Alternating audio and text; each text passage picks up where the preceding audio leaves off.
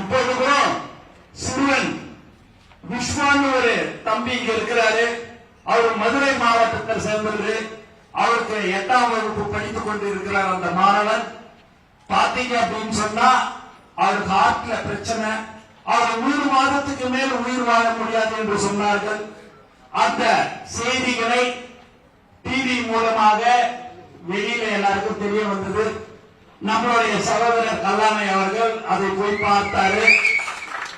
மற்றும் அத அவங்களுக்கு எப்படி எல்லாம் செய்யணும்னு சொல்லிட்டு எப்படி செய்யறதுன்றது நம்ம பார்த்தோம். என்கிட்ட பேசினாரு. அதை நான் தலைவருடைய கவனத்துக்கு எடுத்துட்டு போனேன்.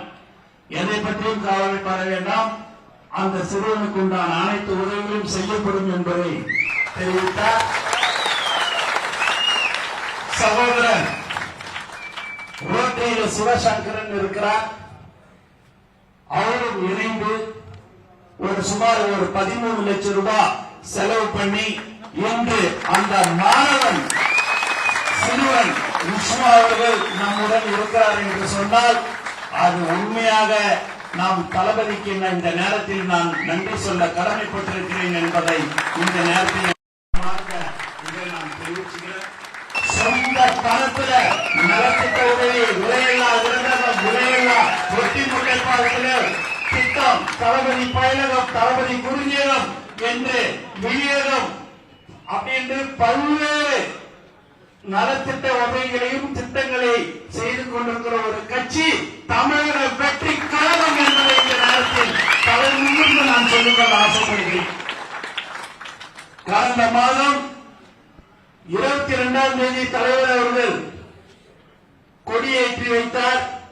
அந்த கொடி எங்கெல்லாம் தமிழன் வாழ்ந்து கொண்டிருக்கிறாரோ அங்கெல்லாம் நம்மளுடைய தலைவர்களுடைய கொடி உலகம் முழுவதும் வாழ்ந்து கொண்டிருக்கிறது என்பதை இந்த நேரத்தில் நான் தெரிவித்துக் கொள்கிறேன்.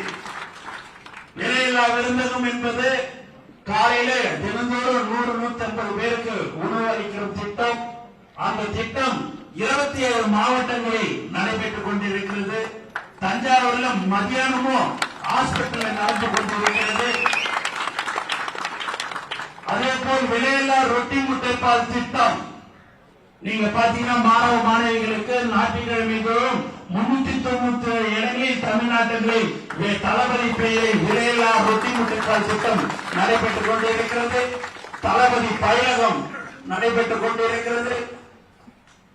அதற்கு அடுத்தபடியாக தினந்தோறும் தமிழக வெற்றி கழகத்தினுடைய நிர்வாகிகள் சுமார் 50-75 பேர் தினந்தோறும் ரத்தம் கொடுக்கிற ஒரு கட்சி தமிழக வெற்றி கழகம் என்பதை இந்த நேரத்தில் நான் தெரிவித்துக் கொள்கிறேன். 2 நாளுக்கு முன்னாடி மன்னார்குடியிலிருந்து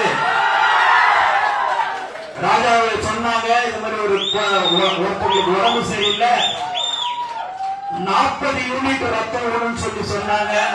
அதுல திருச்சியில் இருக்கிற நிர்வாகிகள் கிட்ட சொன்ன உடனேயே அவர்கள் ஏற்பாடு செய்து கொடுத்த ஒரு கட்சி தமிழக வெற்றி கழகம் என்பதை இந்த நேரத்தில் நான் தெரிவித்துக் கொள்கிறேன்.